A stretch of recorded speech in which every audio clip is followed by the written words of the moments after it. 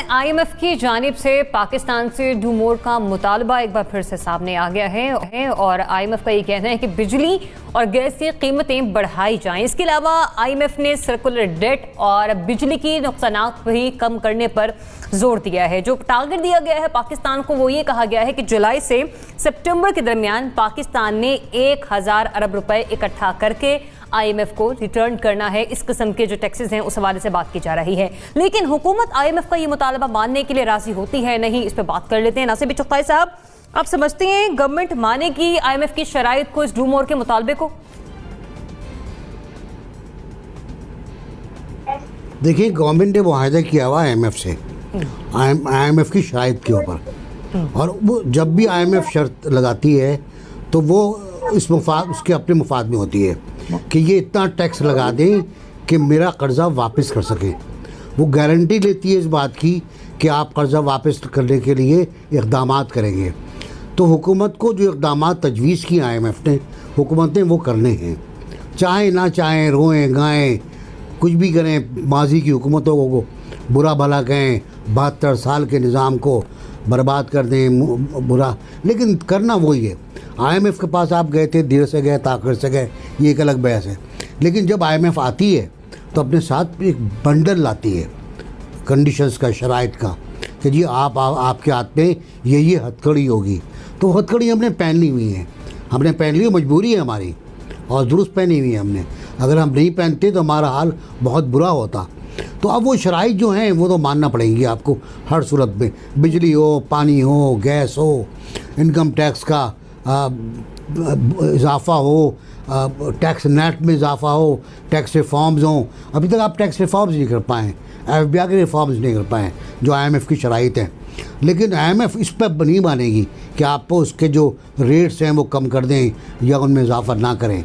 तो जिस हिसाब से, जिस रेशो से उन्होंने आपसे कहा है वो बढ़ाएं। कराची को बढ़ा चुके हैं आप, और बढ़ा देंगे कराची में आप बिजली का निर्ख जो है और गैस का निर्ख, और उसके बाद आने वाले वक्त में लाहौर का ही बढ़ेगा और फिर पूरे मुल्क का बढ़ जाएगा। तो ये होना है। अब कोई किसी पर्दे में करे, इसको दुख के करे, छुप के करे, हमें मना करे कि हम नहीं करेंगे, करना तो है, अंडर हैंड हो या ओवर द टेबल हो। सही। मोना, एबीसी ने भी कहा कि गवर्नमेंट ने आईएमएफ से मुआहदा किया हुआ है। मैं एक पॉइंट यहाँ पे ऐड कर लूँ कि अगर मुआहदा आईएमएफ से है तो एक वादा आवाम से भी है, इस साल के बजट में किया गया कि दिसंबर 2020 तक अब बिजली और गैस की कीमतों में इजाफा नहीं किया जाएगा। तो बताइए, फिर मानेगी मुतालबा ये गवर्नमेंट? जी बिल्कुल ज़रियाब, आप बिल्कुल सही कह रहे हैं, आपने अच्छा रिमाइंड कराया है और मैं उम्मीद करती हूँ और इंशाल्लाह, बस क्या मैं बोलूँ कि आपके वादे पे को वो ज़्यादा वफा करें और आईएमएफ के वादे को कम वफा किया जाए। लेकिन बात ये बिल्कुल दुरुस्त है, आईएमएफ अपने साथ एक शराइत का अंबार लेके आता है। आईएमएफ का साइकिल एक विशेष साइकिल है। इस दफ़ा आईएमएफ के साथ हम जिस डील में है वो उसमें शराइत और मुश्किल है और काफ़ी वीक ग्राउंड्स पे है पाकिस्तान। एफएटीएफ की तलवार अलग हमारे सर पे लटक रही है। आईएमएफ इस दफ़ा बड़ा वेटेज दे रहा है, ये भी एक हैरत की बात है कि जी एफएटीएफ ने आपको ये कहा है तो वो कहा है वगैरह वगैरह। मुझे लगता है ये वाकई इनको करना पड़ेगा। अगर ये इस्लाहात नहीं करते हैं तो इनको इसी तरह से टैक्स कलेक्ट करना पड़ेगा, यानी कि इनडायरेक्ट टैक्सेस का इन्हिसार करना पड़ेगा। इसके अलावा मुझे कोई और रास्ता समझ नहीं आ रहा।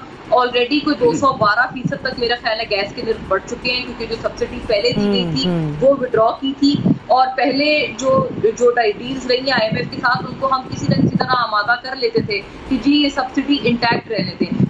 जनरल साहब, मोना कह रही है प्राइम मिनिस्टर ऑटोमेटिकली एक इंदिया दे चुके हैं अवाम को, वो प्रैक्टिकली भी ऐसा ही करेंगे, मान लेंगे मुतालबा आईएमएफ का? देखिए ज़रियाब, ये गलती वहां से हुई या होती है जब हम आईएमएफ के पास जाते हैं।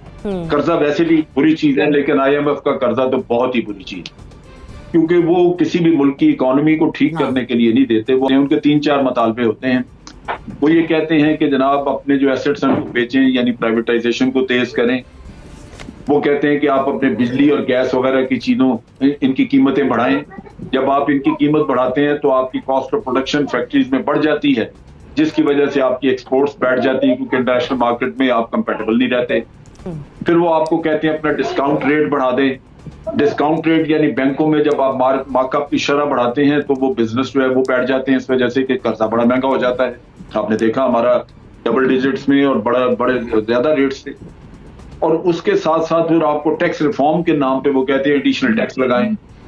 उनको गर्ज होती है सिर्फ आपसे अपने पैसे वसूल करने की, उससे ये गर्ज नहीं होती उनकी कि ये कर्जा जो दिया है इससे कोई इनकी फलाह बहबूद का काम होगा, वो तो होता नहीं। तो आपकी जब एक्सपोर्ट भी नहीं बढ़ेगी, कारोबार भी आपका एक्सपेंड नहीं होगा क्योंकि आपके मार्कअप रेट वगैरह इस तरह के हैं, तो फिर ले दे के आप लोगों की जेबों से निकालेंगे, इसके अलावा तो हाल ही कोई नहीं। तो आज नहीं बढ़ाएंगे तो कल बढ़ा देंगे, ये बढ़ेंगे सही, इसके अलावा कोई चारा नहीं है। क्योंकि आपने जो कर्जा लिया वो आपने अदा करना है, और वो जिनसे लिया है वो आपको अपनी टर्म्स जो है वो डिक्टेट कर रहे हैं, वो बता रहे हैं कि जी हमें पैसा चाहिए वापस, ये काम करें ताकि हमें नजर आए कि आप पैसा इकट्ठा कर रहे हैं।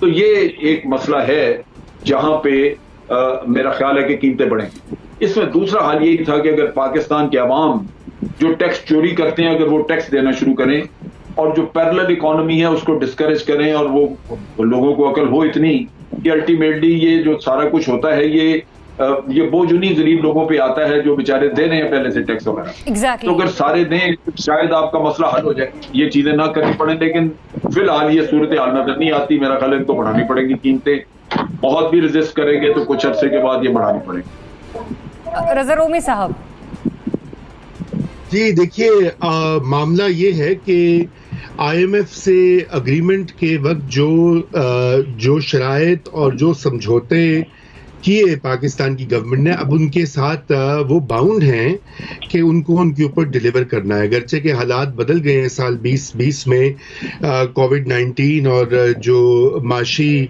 जो स्लो डाउन हुआ है उसके बाद इसमें बिल्कुल गुंजाइश है कि गवर्नमेंट जो है वो बहुत बआसानी से ये कह सकती है कि पाकिस्तान में चूंकि पैदावार ही कम है और शराय तरक्की इतनी गिरी है कि उस हिसाब से टैक्सेस जो हैं वो नहीं जमा किए जा सकते। देखिए, टैक्सेस जो होते हैं वो आप तभी कलेक्ट करते हैं कि जब आमदनी जो है वो जनरेट हो रही हो और बढ़ रही हो, या कम से कम हमारा ग्रोथ रेट पॉजिटिव में हो। इस वक्त तो खुद सरकारी आदादो शुमार के मुताबिक मंफी में है, मनफी जो भी मनफी 4 या 5 पॉइंट 4 या 5 है मनफी, यानी कि ग्रो नहीं कर रहा। तो इसलिए इसको बिल्कुल जो है मिनोअन बिल्कुल तस्लीम नहीं करना चाहिए, और इसके लिए हमें उनसे हमारी जो टीम है माशी मैनेजमेंट की, फाइनेंस मिनिस्ट्री की और दीगर उसमें जो लोग हैं उनसे उनको रीनेगोशिएट करना चाहिए। और मेरे ख्याल से कि ये मुमकिन भी है कि हो भी पाएगा, क्योंकि IMF को खुद इस चीज़ का एहतमाल है कि ये वो वाले हालात नहीं है कि जहाँ पे पुराने किए गए टारगेट्स जो हैं वो आज भी वैलिड हो। क्योंकि अगर ये टारगेट्स पे इन पे अमल किया हमने दबाव में, तो फिर तो बहुत ज़्यादा मसला होगा। बल्कि एक बार फिर जो है वो हुकूमत को कामयाबी हासिल नहीं होगी। देखिए, अभी तक 2 साल हो चुके हैं और दोनों सालों में FBR के जो टारगेट्स हैं वो नहीं मीट किए गए। कोविड-19 तो 20 साल फरवरी के मार्च में यहाँ पर उसका असर शुरू हुआ, उससे कबल भी जो टारगेट्स थे FBR के वो नहीं मिले जो है। ठीक है, चलिए, आपका पॉइंट यहाँ से भी वैलिड है कि ना सिर्फ आम आवाम को इससे नुकसान होगा बल्कि बिजनेस एक्टिविटीज पहले से ज्यादा मुतासिर होंगी। इब्राहिम, आपका पॉइंट क्या है इस पर? देखें, जब ये हुकूमत आई तो इस हुकूमत का ये मौक़िफ़ था कि इन्हें बहुत बुरे हालात में मईशत मिली और इन्होंने कहा कि कर्ज़ों का बोझ भी बहुत ज़्यादा है और हमें इस्लाहात लेके आनी है। अब पहला पूरा साल इन्होंने कहा कि हम इस्लाहात करेंगे और उसमें लोगों को मुश्किलात का सामना करना पड़ेगा, लेकिन उसके बाद 1 साल के बाद हमारी इकॉनमी टेक ऑफ करेगी और लोगों को रिलीफ भी मिलेगा। अब वो जो पहला 1 साल था जिसमें रिफॉर्म्स हुई, उसके दौरान हमने देखा बिजली गैस की कीमतें जो हैं वो 200-300% तक बढ़ गई, सब्सिडीज़ सारी ख़त्म हो गई। लोग फाइनेंशियल डिसिप्लिन तो शायद हुकूमत लेके आई हो, लेकिन उस फाइनेंशियल डिसिप्लिन के दौरान बहुत से लोग बेरोज़गार भी हो गए। लेकिन फिर हमने देखा दूसरे साल के अंदर भी वो टेक ऑफ इकॉनमी का हमें अब तक नज़र नहीं आया। 2 साल कंप्लीट हो गए और अभी भी वो रिफॉर्म्स का अमल जो है वो जारी है। अब हुकूमत जो आपको मैक्रो जो इंडिकेटर दिखाती है, मिसाल के तौर पर कि आपका करंट अकाउंट डेफिसिट जो है वो बड़े अच्छे तरीके से मैनेज हो गया है, आपकी एक्सपोर्ट्स बढ़ गई हैं, आपका ज़र मुबादला जो है वो रिकॉर्ड अब बन रहे हैं जो पाकिस्तान में आ रहा है, लेकिन अवाम देखते हैं कि उनको ग्राउंड पे क्या मिल रहा है, यानी माइक्रो लेवल पे कुछ नहीं हो रहा। माइक्रो लेवल पे ये जो बड़े फिगर हमें बड़े अच्छे नज़र आते हैं, असल तो मसला ये है कि आवाम को इनका क्या फ़ायदा हो रहा है। अब 2 साल आपके रिफॉर्म्स पे गुजर गए, लेकिन आवाम को ग्राउंड के ऊपर जो है वो रिलीफ नहीं मिल रहा।